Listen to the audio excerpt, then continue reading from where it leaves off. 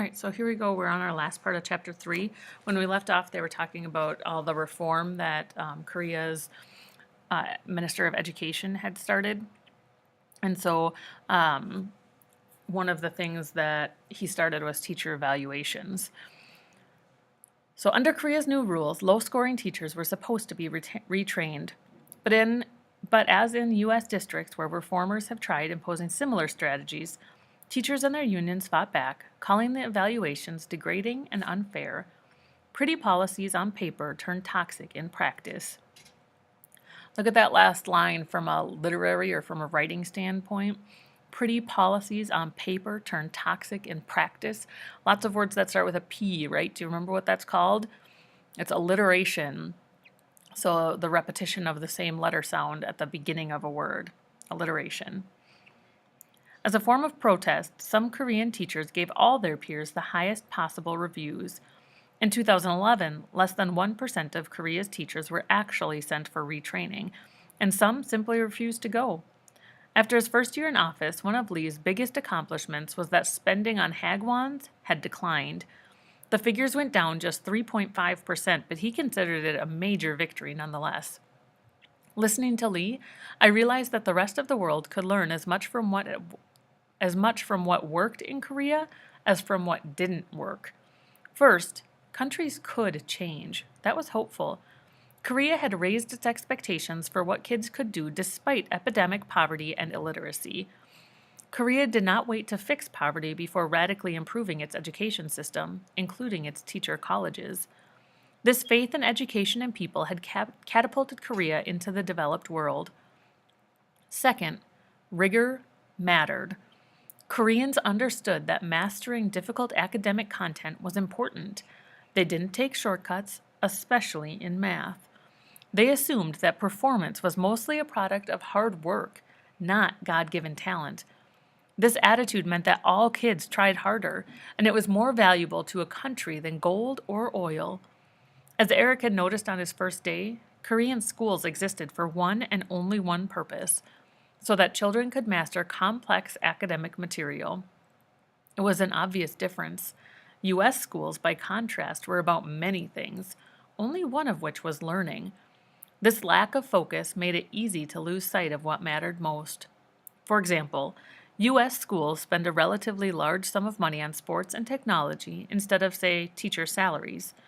When I surveyed 202 exchange students from 15 countries, they overwhelmingly agreed that they saw more technology in U.S. schools. Even students from high-performing countries said they saw more technology in their U.S. classrooms than back home. 7 out of 10 American teenagers who had been abroad agreed. Americans had tricked-out classrooms with interactive whiteboards, high-tech projectors, and towers of iPads. However, there was little evidence that these purchases had paid off for anyone other than the technology vendors themselves. Third, and this was Lee's most immediate problem, in places with extreme levels of student drive, winning the competition could become the goal in and of itself. Families and kids could lose sight of the purpose of learning and fixate obsessively on rankings and scores. In some high-income American neighborhoods, kids experienced a version of this compulsion, working day and night to get into an Ivy League college and prove themselves perfect on paper, perhaps only later wondering why. This obsession remained relatively mild in the United States, as shown by the persistently low math performance of even the wealthiest U.S. kids, and the fact that only 15% of teenagers took after-school lessons in the United States, a rate below average for the developed world. However, a small number of kids, many of them Asian American, lived their own westernized version of the Iron Child competition. Finally, it was clear that the real innovation in Korea was not happening in the government or the public schools. It was happening in Korea's shadow education system, the multi-million-dollar after-school tutoring complex that Lee was trying to undermine. I realized that if I wanted to see what a truly free market education system looked like, I'd have to stay up late. Personally, Lee thought Finland was a far better model than his own country. After all, Finland spent less per pupil on education, and just 1 in 10 kids took after-school lessons.